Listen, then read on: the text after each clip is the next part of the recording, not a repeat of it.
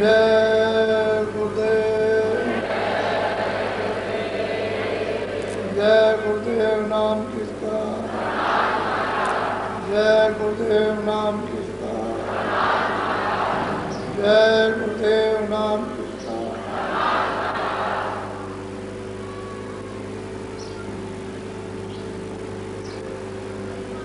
नारियों,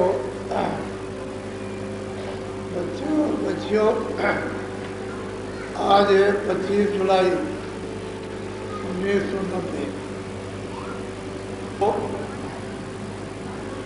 थोड़ा थोड़ा इन दिनों में सत्संग सुनने को मिला, लेकिन ये थोड़ा ही है, ज्यादा भी नहीं है, क्योंकि ज्यादा गहरा सत्संग आप हजम भी नहीं कर सकते हो। थोड़ा थोड़ा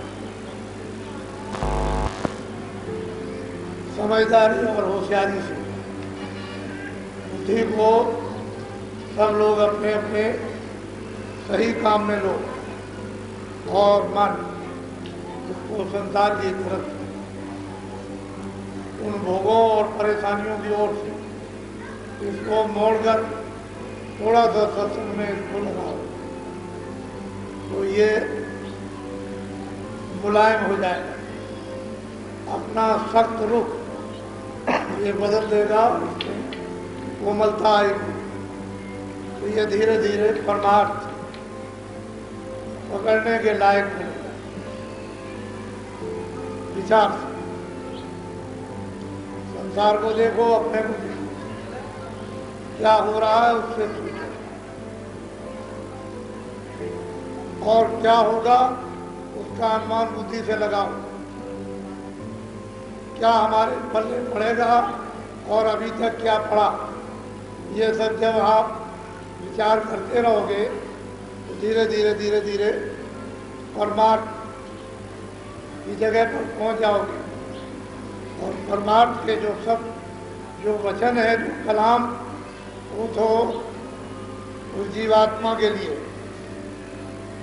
ये उसी की चीज है और उसी को वो शब्द मिलना चाहिए, लेकिन तुम जगह पर नहीं पहुंचोगे, जगह नहीं बनाओगे, बैठना नहीं आएगा, सुनना नहीं आएगा, कोई महात्मा दे देंगे तो रखा नहीं जाएगा, तो आपके लिए समय निकल गया। ऐसा मत करो, अच्छी तरह से समझो। जो सुबह समझाया जा रहा था कि ये सारा खेल उस मालिक ने, उस परमपिता परमात्मा प्रभु ने ये बनाया जो सबसे अलग है, जो न यहाँ कभी आएगा न कभी आया, पहले भी नहीं आया, अभी और भविष्य में भी नहीं आएगा। वो अपने ही देश में रहते हैं, उनकी भेजी हुई जो भी जीवात्मा आएगी आदेश लेकर के आपको ले जाने के लिए, और वो यहाँ आते हैं, यहाँ के नियम तोड़ते नहीं हैं, जो सही नियम है उस नियम पर चलाते हैं, और जो उसके विपरीत नियम बना हुआ है उससे हटाते हैं। जब सही नियम का आप पालन करने लगोगे इसके लोक में, तो फिर वो प्यार कर लेंगे और तुम भी उनसे प्यार कर लोगे, तो धीरे से इस बला से निकाल दो। ये बला है और बड़ी जटिल बला, इसके लिए दूसरा कोई दवा दारू उपाय नहीं, वो महात्मा ही इसके उपाय, वही इस बला से निकालना जानते और कोई नहीं जानता। तो अब आपको मालूम हुआ कि वो दयालु पुरुष है, वो रहमान है, वो कसाई का काम न कभी करता न कभी किया, वो दयालुओं का भी दयालु है। उसको एक अन्य नामा, कोई नाम नहीं, कोई उसका रूप नहीं जो यहाँ आपको बताया जाए। वो नाम का भी है लेकिन बेनाम, उसका कोई नाम नहीं। इसलिए उन्होंने कह दिया कि भाई अलग का कोई नाम नहीं, आगम का कोई नाम नहीं, अनाम है, उसका कोई नाम नहीं, ये वर्णन कर दिया बिल्कुल साफ साफ। लेकिन नाम उसका भी है और रूप उसका भी है जो वर्णन करने में ना है, जिसका नाम और निशान उसका यहाँ ना हो वो नहीं बताया जा सकता जिज्ञासा। उसका जो सूरत स्वयं अपना बोध और ज्ञान करती है और वो सूरत के ही बखान का है और किसी के नहीं। ये मौन ही बखान कर सकता, ये चर्म आंखें ये नहीं सुन सकते, बाहर के कान, वो तो जीवात्मा चेतन है। जब वास्तविक उसका रूप वहाँ निकल कर निखालित होकर जब जाएगा और हंस रूप धारण करेगा तो वही उसको जाए और कोई नहीं। उन्होंने कहा कि भाई मैंने जो रचना का विस्तार किया वो इस तरह से किया है, यहाँ कुछ भी नहीं था। फिर मैंने धीरे धीरे मेरोनी हर रंगों को दिया, उसमें से बहुत से कलर बहुत से रंग निकाल लिए गए और उनको देकर के नीचे उतार दिया गया। इसलिए मिट्टी को इस मिट्टी से मिला दिया, दूसरा तीसरा रंग बन गया। इस मिट्टी को इस मिट्टी से मिला दिया, चौथा पांचवा रंग बन गया, भांत के कलर तैयार हो गए। उसने दे करके पूरा का पूरा मसाला मन बनाने का, बुद्धि बनाने का, चित्त बनाने का, प्राण बनाने का, प्रकृतियाँ बनाने का, ये सब मसाला उसने दिया और वो जर्रा जर्रा वहाँ को पूरा जाना जाता है, लेकिन यहाँ नहीं जाना जाता। ये बुद्धि किन मसालों से बनी, चित्त किन मसालों से बना, और फिर यह कि प्राण किन मसालों से बने, मन किन मसालों से बना, यहाँ नहीं लेकिन वहाँ बना। कौन कौन मसाला इस पर से दिया गया, लेकिन ये सब जीवात्मा के ही उस प्रकाश में, उस ताकत में, उस सत्ता में काम करते हैं। अगर जीवात्मा न रहेगी तो इनमें से कोई काम नहीं कर सकता। ऐसा मसाला है कि जहाँ जीवात्मा रहेगी वही ये काम करेंगे इसी की शक्ति से, और ये हट गए तो ये कुछ नहीं कर सकते। न मन करेगा, न बुद्धि, न चित्त करेगा, न प्राण करेगा, कुछ नहीं हो सकता। इसी के साथ लगा करके मसाला दिया है कि इसी की रोशनी से वो इस तरह से मसाला ऐसे हिलेगा, ये मसाला ऐसे हिलेगा, ये काम करेगा, ये काम करेगा ये। और जब ये नहीं रहेगी फिर में से कोई काम करने वाला नहीं, तो ये वहाँ मालूम होता है। और इन सब मसालों का भंडार है। तो मालिक ने अपने से अलग होकर के रचना का सतपुरुष ने जो विस्तार कर दिया इधर में, वो हमारे सबके लिए अब फंसाने का स्थान बन गया।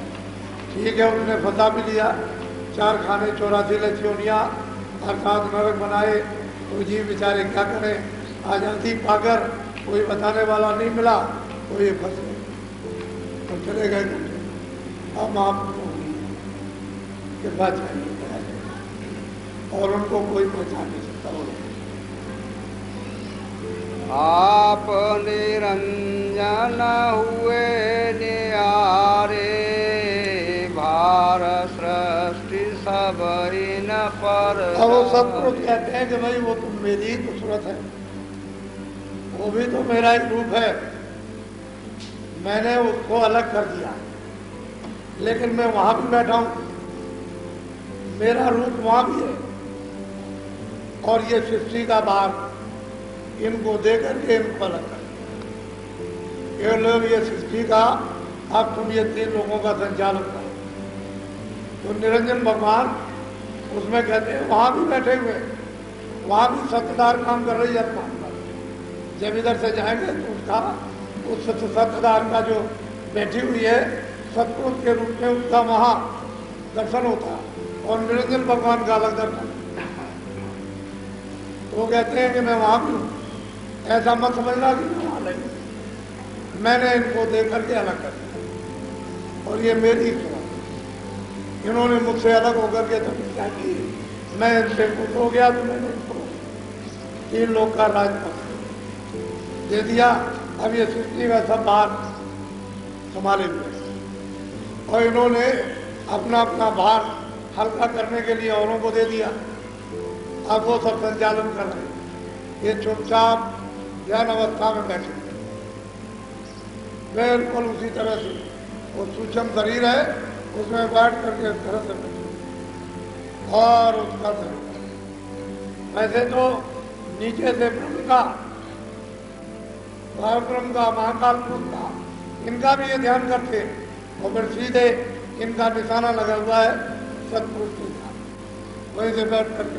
अब इनको इजाजत तो नहीं है कि आप यहाँ से वहां जाओ, लेकिन अब ये क्या करें, वो भी बेबस हो गए।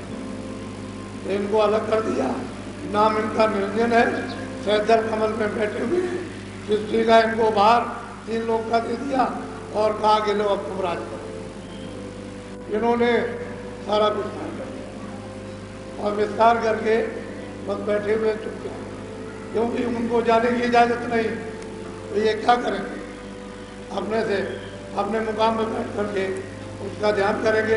हो सकता है कि कभी प्रसन्न शायद हो जाए और मुझे वापिस यानी अपने देश में बुला ले, लेकिन अब वो कहते हैं कि मैं प्रसन्न होने वाला नहीं, मैंने तो इनको निकाल दिया। अब जीवों के ऊपर में तो माफी का जरिया रखा है कि इनको तो साथ मिला करके वापस ले आएंगे, लेकिन इनको वापस देश में अब आने का नहीं, इनको देश में जाना करके।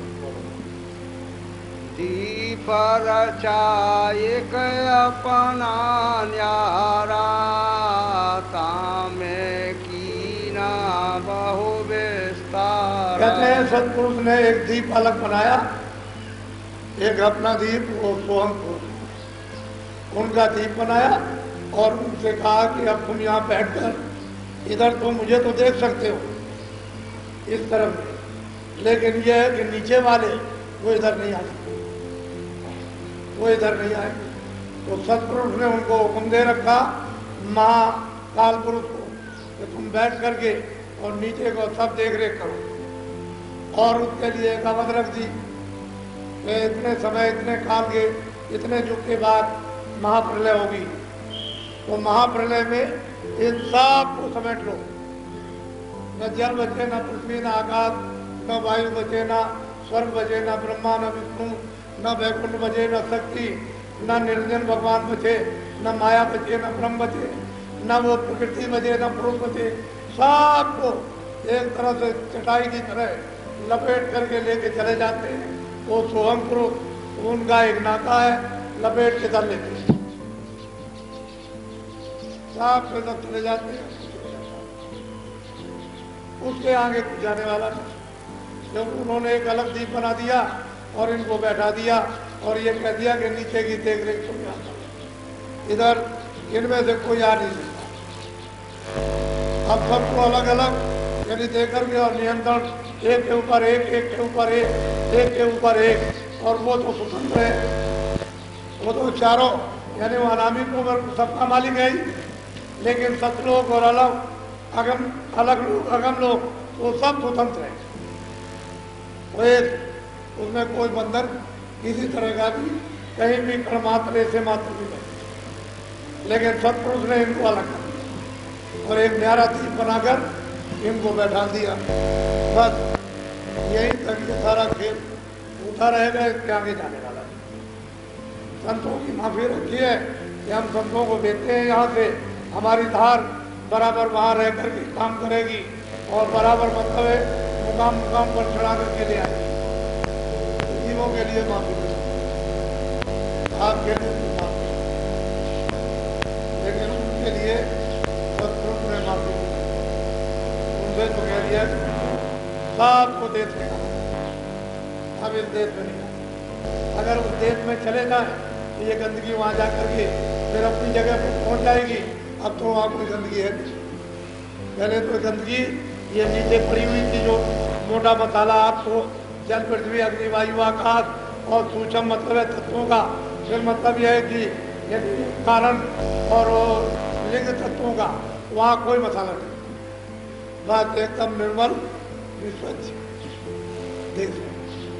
तो अब मालिक को मंजूर भी नहीं है कि दोबारा कोई मसाला अब यहाँ आए, उसने तो खाली अपने से बता रहे हैं कि हमने दीप बनाया, उन दीपन में अलग अलग बड़े बड़े लोग बना दिए, उनमें अलग अलग राज स्थापित कर दिया, उनको बैठा दिया। ये नहीं है केवल सोहंगी भोग में, और भी वहाँ पर बड़े बड़े मंडल बनाए, उनमें वो राज कर रहे हैं जब तो छोटे मोटे दीप हुए नहीं है कि वैसे छोटे मोटे दीप हुए नहीं, तो इतने भारी दीप हैं कि चाहे इतना नीचे जाओ ऊपर जाओ अथाह उन्होंने बना कहीं भी उसकी ये नहीं कि मतलब है किसकी कोई था मिल जाए तो समुद्र का हो तो नहीं बनता, तो वह सतलोक की क्या उसकी महिमा या आगम लोग अलग लोग तो बहुत बड़ी है। अनामी धाम कितना बड़ा होगा, तो संतों ने कलम को रख दिया और बस इशारे करके उठा। पालंग आठ दीप परमाना, कहते हैं तो एक पालंग 8 दीपों का बना के और वो हिंडोला है, यानी झूला झूला वहां से तो कितनी किरणें, कितने सूरज चांद, कितने सितारे उनमें लगे होंगे और मतलब है गिने नहीं जा सकते। उनकी कितनी किरणें नीचे फैली है, वो कहा नहीं जाता है। कहते हैं वहां पर पालंग और 8 दीप स्थापित किए। जो गया आरंभ की न विधिना, कहते हैं फिर मैंने ये सब पूरा विधि विधान से मैंने विस्तार कर दिया। तो जब खुद आए इस राज को बताएं तभी तो जाना जा सकता, सुना जा सकता। वो ना है तो उसे क्या बात, कोई आत्मा ही का भेद नहीं बताता कि मनुष्य शरीर में कहाँ रहती है। फिर मतलब है देवी देवताओं का भी कोई भेद नहीं जानता कि वो कहाँ पर है, ब्रह्मा विष्णु महादेव का नहीं, तो आद्या शक्ति और निरंजन भगवान उसी का कोई नहीं जानता, बताएगा कोई क्या। ये तो गति बहुत अटपट है, आश्चर्यजनक है। तो जब महाधार आती है और बराबर उसका लगाव 24 घंटे उसी से जुड़ा रहता है, तब वो आकर के काम करती है और जीवों का तभी काम हो सकता है, अन्यथा नहीं हो सकता। ऐसे भटकते भ्रमते रहो, थोड़े दिन घूम घाम कर बस ये अभी शरीर बुढ़ा हुआ जा रहा और चलने की तैयारी हो जाएगी, तब तक कोई जपेटा आया बात की तरह से जीवात्मा को शरीर से निकाल कर ले जाएगा और शरीर पहुँच जाएगा। रोते पीटते रहो तभी फूक हो जाओ। ये इस मृतलोक की दशा है और आप इसको भी नहीं समझ पाए। श्वास खेच निज सोन चढ़ाए, धुन प्रगति और वेद उपाय। कहते हैं कि ये आवाजें जो मुकाम पर बैठ करके दी गई उसी से तो ये वेद बने। ये तपस्या कराई, समाधि लगाओ, तो समाधि जब लगी और चित्त मन बुद्धि और आत्मा जब एकाग्र हुई तो आवाज आने लगी, कान खुले, उन्होंने कहा लिखो, तो दर्शन तो हुआ नहीं लेकिन आवाज सुनाई देती रही। वो बोलते रहे, वो सुनते और लिखते रहे, चारों वेद बना दिए। ये 18 पुराण से होता, ये सब आपके सामने इस कर्मकांड में आप लोग किसी के पास जाते तो भाई कौन सा सच्चा रास्ता इसमें लिखा हुआ है, क्या आपको मालूम है? ये तो आपने पूछा नहीं, तो पढ़ने वाले भी नहीं जानते कौन सा सच्चा रास्ता है, तो वो भी न समझ सके, भूल क्या समझे। तो 80,000 कर्मकांड, 16,000 उपासना कांड और 4,000 ज्ञान कांड, तो उनमें कौन ढूंढेगा? छुपा छुपा कर जंगल में बूटी को रख दिया है, किसी की समझ में नहीं आता ज्ञान कांड नाम किसका और ज्ञान पराकाष्ठा किसको कहते हैं, कुछ नहीं मालूम, तो सब बता सब विधान बना दिया। अब संयम से छूटोगे, ये कहोगे मैं ऐसे ही छूट जाऊंगा, अब तो आपको मृतलोक के विधान का पालन करना पड़ेगा। तब आप इस आज़ादी से जो आपको मिली है उसका दुरुपयोग न कर, जब आप सदुपयोग करोगे तो और दुरुपयोग करोगे तो फंस जाओगे, क्योंकि एक पुण्य तो निकालने वाला, बताने वाला एक बता देता है, एक निकाल देता है। अच्छाई और बुराई तो आपको बताएगी, निकालेगी, और वो आपको भारत का मृतलोक में जो वेदों में विधान हुआ आपको मालूम नहीं, वो जानते नहीं, क्योंकि कौन पढ़ता और कौन पढ़ाता, इन सब चीजों को कौन बताएगा, तो आपको पता ही नहीं। तभी तो लोग हिंसा करने लगे, लेकिन कहीं भी हिंसा नहीं। हिंसा करने के लिए सभी योगियों ने, सब महात्माओं ने, सभी ज्ञानियों ने वर्जित, सबको मना किया, हिंसा कोई मत करना, नहीं तो अगर हिंसा करोगे तो इसका बदला तुमको देना पड़ेगा।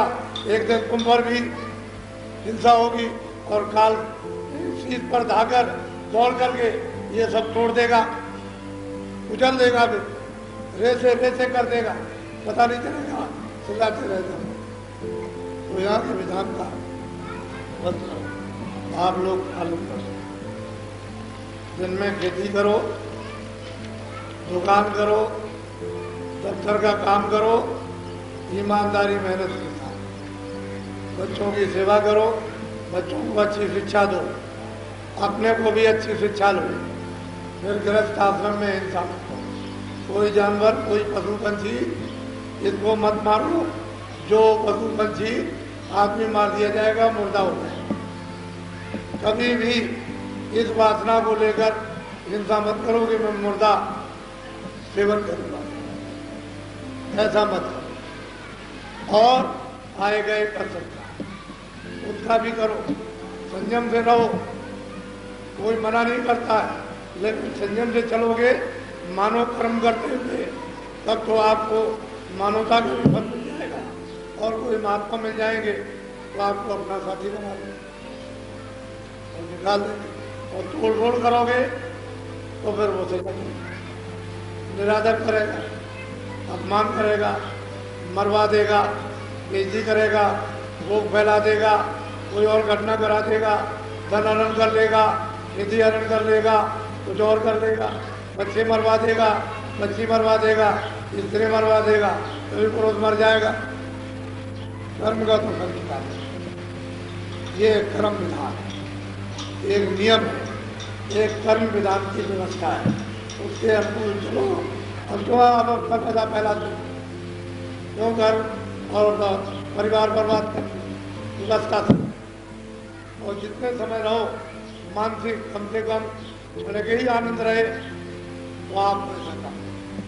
और जब आप ऐसा काम नहीं करोगे तो आप मतलब ये है कि क्षणों क्षणों में दुर्गत में बच जाओगे, रोगे, चिल्लाओगे, कौन निकालेगा। ये सोचो, अच्छी तरह से विचार करो। तो एक बात आप समझ,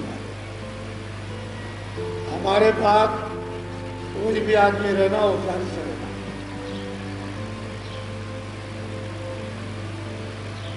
अच्छी तरह से उसको समझ लेना, होशियारी से रहो। किसी के पैसे से, किसी दगाबाजी से, किसी बेईमानी से या बुरे शब्दों से हमारे पास रह करके व्यवहार मत करो, होशियारी से रहो। अगर मेरे पास रह करके दगा किया तो फिर तुम समझ लो बेईमानी की, तुम झूठ बोले, तुमने मतलब किसी को चकमा दे दिया, ये ठीक है, क्योंकि महात्मा अपने निशाने पर रहते हैं। फिर किसी को क्षमा नहीं करते। क्षमा जो स्थान है क्षमा करना, उसमें तो खूब करेंगे, यानी पापों को धोएंगे, लेकिन अगर तुम जानबूझ करके गलती करोगे, जानबूझ करके अपराध करोगे तो फिर माफी नहीं। अनजान में माफी अपने अपने बुरे काम की मांगो तो क्षमा हो जाएगी, लेकिन यात्रा करो तो ठीक है, और उस पर भी फिर करोगे तो फिर मुश्किल हो जाएगा। फिर ये सब होशियारी से लो, जो बताया गया अपना साधन, भजन, संयम, नियम, काम, ये वो, सेवा, सत्कार, ये आपको कोई ऐसी बात बताई जाए उस बात को मत करो, लेकिन जो सब आपके लिए अच्छी बातें हैं उस बात को करो। तुम वहाँ को अखाड़ेबाजी करते, अखाड़ेबाजी मत करो, क्योंकि अगले को कोई धोखा देगा, तकलीफ होगी तो किनका नाम बदनाम होगा। कह के नहीं महात्मा जी के पास रहते थे, उनके पास रहते थे और मतलब ये इन्होंने ऐसा किया तो ऐसा महात्मा जी ने किया या ऐसा महात्मा जी ने कराया या साधु जी ने कराया, तो फिर ये संगत की और महात्मा जी जीवन करना इससे होता है। उनको ये आदेश दिया जाता है कि संगत से जरा थोड़ा अलग थलग रह करके भगवान का तन्मय होकर के भजन कर, विक्षिप्त ना हो जाए। अगर मन विक्षिप्त हो गया तो संगत के सब छूट जाएंगे, सत्संग के सब छूट जाएंगे, फिर आप बुरे रास्ते तो वचन को पकड़े रहोगे, याद करते रहोगे, तब तो लगे रहोगे। और जरा सा भी आपने वचन छोड़ा तो फट से आपको अपमान आया तो धड़ाक से जमीन पर वो कहते हैं चकनाचूर, फिर गिर गए तो बस बहुत हमारे पास होशियारी से सतर्कता से रहो। और जब आपको इतनी ऊंची बड़ी चीज मिल रही है तो हम तो वैसे भी बोले वाले, हम आपके साथ भक्ति करते भी करते हैं, अच्छी से चीज देते रहते हैं, धक्के खाते रहते हैं। आप हर तरह से धक्के देते हो तो हम खाते ही रहते हैं। हम सोचते हैं कि चलो किसी तरह भला कैसे ठगो, उनको खुद ही ठग गए और ठगने ठग को ठग लिया। तो महात्माओं को तो कोई ठग नहीं सकता, ना उसको कोई कर नहीं सकता। तो ये जो संगत का इतना बड़ा जो विस्तार है, ये सब आप लोगों ने तन से, मन से, धन से, वचन से, शरीर के अंगों से आप लोगों ने की है सेवा। उसका फल आप, मैं तो एक निमित्त था, आप ही तो इसका फल उठाओगे, मैं तो एक निमित्त था। अब मेरा ये देखना है कि आपकी सेवा उचित लग रही है कि नहीं लग रही। तन की हो, मन की हो, धन की हो, सामान की हो और आत्मा की हो, ये सेवा उचित है तुम्हारी लग रही। कोई छीना झपटी, कोई चोरी, तुम्हारी दगेबाजी यानी तुम्हारी सेवा में तो नहीं कर रहा है, ये हमारा काम है। क्योंकि तुमको तो मालूम नहीं, तुमने कहा कि नहीं लीजिए, हमने तो अर्पण कर, अब वो हमारा काम है देखने भालने का और संभालने का। इसलिए ये संगत की सेवा का ये आपके सामने परिश्रम है, ये सेवा परिश्रम है और व्यर्थ में ये सेवा नहीं जानी चाहिए। इस सेवा का फल परमार्थ में आत्माओं को मिलना चाहिए। उन्हें ये हमेशा बराबर ख्याल रखो। मेरे पास तो नहीं है माल, मैंने कभी मारी बीड़ी, तम्बाकू, सिगरेट, गांजा, चरस, बांग ये तो मैंने कभी खाई। मुझे तो जो आप कपड़ा सबके सामने दे देते हो, कपड़े पहले लंगोटी ले आते हो, इस बात से तो मेरे पास पर्याप्त मात्रा में आप दे देते हो, मैं बांटती रहती हूँ, इसको दिया, उसको दिया, उसको दिया, जिसने कहा मेरे पास तो मैं बांटता रहता हूँ और मैं तो दे देता हूँ। अब रह गया ये कि आप जो सेवा करते हो हर तरह की, अन्न की या मतलब है धन की या एक पैसे दो पैसे की, तुमने देखा होगा बच्चे ये बैठे रहते हैं लाइन में, स्वामी जी ले लीजिए, आज उनके कितना प्यार से सब तो उच्चारण कर रहे कि ले लीजिए, तो एक ही पैसा लेना, चाहे वो चले या ना चले। बहुत से ऐसे पैसे हैं बच्चे देते हैं, लेकिन बाजार में बंद हो गए, सरकार ने उसको बंद कर दिया, लेकिन मुझे स्वीकार करना पड़ता है, मैं लेता हूँ, क्योंकि बच्चों का कहीं भाव ऐसा ना हो जाए कि नहीं दिया तो उनके ठेस लगेगी और वो तो निर्बल वैसे रहेंगे और मजबूत हो जाएंगे। और मतलब यह है कि दृढ़ता से पकड़ेंगे। तो आप ये सब चीजें छोटी छोटी अच्छी तरह से देखो, विचार करो। न मुझे तुम्हारे हजार की जरूरत, न ख्वाहिश, न चिंता, न भूख और न तुम्हारे एक पैसे की, और तुम हजार की दोगे, एक पैसा दोगे, उसको स्वीकार करके तुम्हारे काम में कहा मेरे लिए। मैं तो किराए के मकान में अब भी रह रहा हूँ, जब यहाँ नहीं था तो भी रहता था, कहीं ना कहीं दिन गुजारता था और अब मतलब चला जाता हूँ, तब भी तुम गुजारता हूँ, आ जाता हूँ जब भी गुजारता हूँ। लेकिन ये है कि सेवाओं का सारा फल जो है आत्माओं को भक्ति, ज्ञान और कल्याण, मुक्ति और मोक्ष, ये दिए। अगर सेवा न ली जाए तो फिर ये बहुत दूर होगा। तो इनको अपनापन सेवाओं से होता है। हमने समझी सेवा की, हमने टोकरी डाली, हमने मिट्टी डाली, हमने ये डाला, हमने वो डाल दिया, हमने ये सेवा की, हमने फटुआ चलाया, हमने झाड़ू लगाई, हमने खंभे गाड़े, तो ये सब सेवाओं का यथा उचित है भक्ति का वो दिया जाता था। आत्मा इसे होशियार हो, किसी के धन को दुरुपयोग मत करो। और मेरे नाम से कोई आदमी मांगे नहीं कि स्वामी जी ने ऐसा कहा कि मुझे आप दे दीजिए, ऐसा कोई भी आदमी संगत में मेरे नाम से मत मांगे।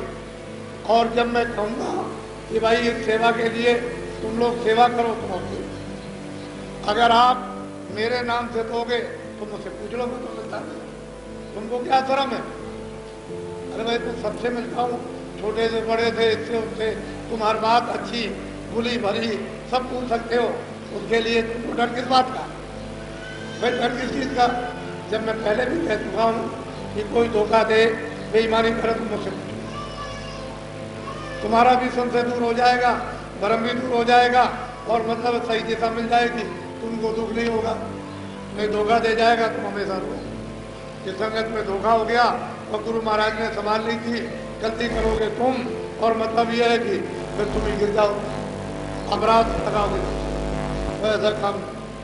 हाँ, अगर कोई अपनी जिम्मेदारी पर मांगता है कि मुझे घर में या किसी काम के लिए चाहिए, आप लो, कौन मना करता है? दीजिए, मेरे नाम से करो, मुझे कलंकित मत करो, आप अपना दो, अपना लो, कि भाई मैं लेता हूँ, मैं तुमको दूंगा, इसकी जिम्मेदारी मेरी तुम्हारी और महाराज जी की जिम्मेदारी नहीं है, तो ठीक है लीजिए दीजिए, मैं क्या मना करता हूँ। लेकिन जब मेरे नाम तुम मांगोगे और किसी को तकलीफ होगी अच्छी बात, तो मैं इशारा ही करता हूँ, इशारे में सब कुछ आपको समझ आता है। और ऐसे लोग को आदेश देता हूँ कि वो लोग भजन करें ज़्यादा से ज़्यादा, अच्छा है। शायद भजन करने में फिर माफ़ी हो जाए, वो ये तो नहीं है कि कोई मैं श्राप दे रहा हूँ, अरे भाई भजन करने के लिए तो कह रहा हूँ, और मतलब ये भजन से पर्दा अगर कट जाए, हट जाए तो अच्छी बात है। तो उस भजन करने में जब भजन करोगे तो सहयोग मिलेगा, नहीं भजन करोगे संसारियों से भी ज़्यादा नीचे चले गए और फिर माफ़ी नहीं होगी, और ऐसी जगह डालकर वहाँ फेरे जाओगे तो वहाँ चिल्लाओगे, कोई बचाने वाला ऐसा काम आओ जावे सोचा। मेरे सब है, जब मैं आपको तो अपना मानता हूँ, आप मुझे कहते हो मेरे, तो मैं स्वीकार करता हूँ कि आप मेरे दिल में आप। अरे मैं स्त्री और पति यही तो कहता है तुम मेरी हो, मैं तुम्हारा। महात्मा और क्या कहते हैं, भाई मैं तो तुम्हारा हूँ, तुम मेरे हो, मैं तुम्हारी सेवा करूँ, मैं तुमको देखूँ, तुम हमको देखो, सीधी बात, मोटी सी। अरे भाई वो तुमको देख रहे हैं, उनको तुम देखो, अरत परत से, यानी मतलब लक्ष्य में और भाई अगम की सूझ, तुम एक दूसरे को देखोगे, इसी में किसी चीज एकदम से उत्पन्न हो जाएगी और फिर मतलब कुछ का कुछ रद्द हो जाएगा, उसकी तरफ देखो, एक तुम्हारी तरफ सत्संगों के वचनों को बहुत अच्छी। आपने देखा होगा एक तिवारी जी मेरे साथ रहते, तो मैंने उनको आदेश दे दिया कि तुम घर पर रह करके भजन करो,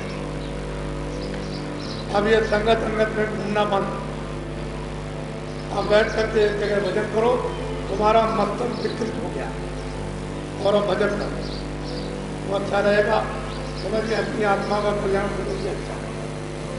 और आपको कुछ करने की, मैं आपकी तरफ से मेरी तरफ से, मेरे साथ का साथ में रहेंगे, 20 आदमी रहेंगे, तो मेरा स्थान तो जानते नहीं, मैं तो आपका सेवक हूँ। जब मैं आपका सेवक हूँ और मैं सबसे छोटा हूँ, वो कहेंगे नहीं मैं सबसे बड़ा हूँ, मैं कहूँगा मैं गुरु नहीं, वो कहेंगे मैं गुरु। ये बताइए कि जमीन आसमान का कितना अंतर हो जाएगा उन साथियों में जो मेरे साथ रहेंगे। वो कहेंगे हम गुरु हैं, हम कहेंगे भाई हम गुरु है नहीं, हम तो चेले हैं, हम तो सेवक। बहुत अंतर जमीन आसमान। और उसी लक्ष्य से काम करता हूँ कि जैसे सेवक करता है। कभी भी स्वप्न में भी कभी यह आभास नहीं हो सकता, न मैंने कभी इस पर ध्यान दिया कि गुरु सबका सेवक, और पहले भी नहीं बना, आगे तो बनने की कोई बात नहीं। कभी गुरु मत बनना, ये रगड़ देगा, ऐसा पटकेगा, सिद्ध हो जाओगे, वो जाएगा। गुरु मत बनना। जो गुरु बने चले गए सीधे, उनको कोई नहीं बचा सका। ये तो स्थान है